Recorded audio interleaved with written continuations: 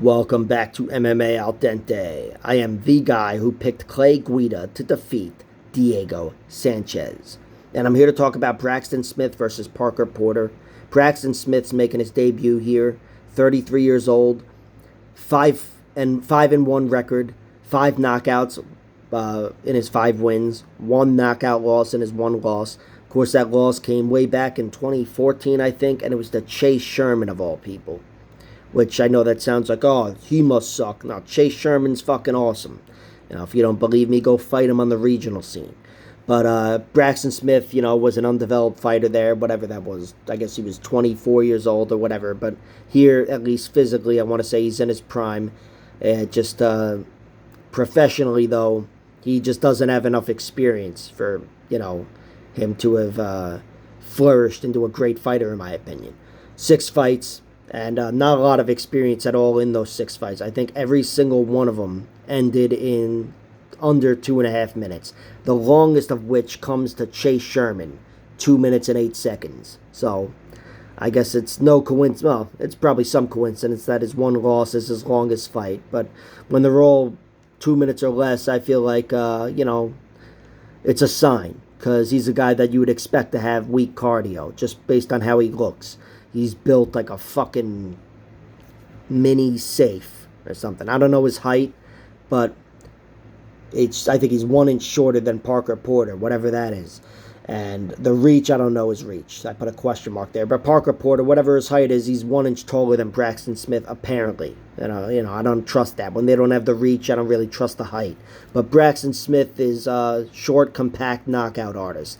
And he's got some really heavy power. You can see he's every bit of 265 pounds, and he moves well early. But again, having never seen him go to minute 3, and based on the way he looks, I'm doubting his cardio. I think, usually you want information before you make decisions. I think here you'd be an idiot not to assume that he has bad cardio. And Parker Porter, well, you might be an idiot to assume that with Parker Porter, but having seen the fights, Parker Porter is a guy whose cardio I trust. The one thing that's going against him here is I think Braxton Smith has that requisite power to knock him out, which after Parker Porter's loss to Tafa, it's only greater now. He's got 2 knockout losses in the UFC, Kyle Dawkins and Chris Dawkins, in his debut, and Justin Tafa. And the other loss in the UFC comes to Jelton Almeida. So, a very forgivable loss, even though Jelton moved up in weight, and I think on short notice as well. But anyway, Parker Porter's lost outside the UFC before he got there. He's been fighting for a long time. I'm sure you know this, but he fought John Jones before John Jones came to the UFC, and he also fought Gabriel Gonzaga in there as well. He's definitely got way more experience, almost 3-4 times the amount of experience. And I think he's proven at the UFC level, despite his age, to be a good 3-round fighter. Be a really good 3-round fighter. His last 4 finishes, I believe, come 2 in round 2 and 2 in round 3. And that was before the UFC. In the UFC, we've watched him be the last man standing, as I like to say, having the better cardio and winning his fights there. He's definitely a grinder, and I think he's like, it's like the perfect matchup because he's a vulnerable guy. He's got what it takes for Braxton to get a victory if Braxton is as limited as it might appear that he is.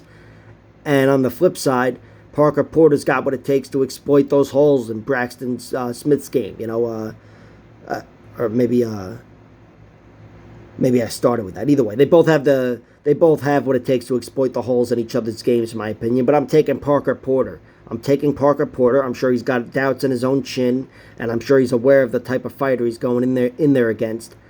And I think he's going to slow this fight down, take away some of that speed of Braxton Smith and some of that power over time, mixing shit up. I think he's going to win the leg kicking battle. But in general, I think he's going to rough him up in the clinch, slow him down, and probably get him out of there down the stretch. Having never seen this guy lose, and knowing his only loss comes by Chase Sherman, I can't say he's going to, totally get finished. But with a fight like this, with guys whose cardio I doubt and all this shit, yeah, I'm pretty sure if he loses, it's going to be a finish. So I'm taking Parker Porter. His money line, -175, I've played that, and I've played Round one knockout for Braxton Smith, may as well, plus 220. And that's only the hedge. Parker Porter, plus 600, plus 900. Rounds two, rounds three, flat. Because I can't tell you if it'd be a knockout or a submission. I would say TKO is more likely. But Parker Porter's the pick. I'll go round two TKO for the official pick. Like, share, subscribe, all that horse shit. Check out my other videos.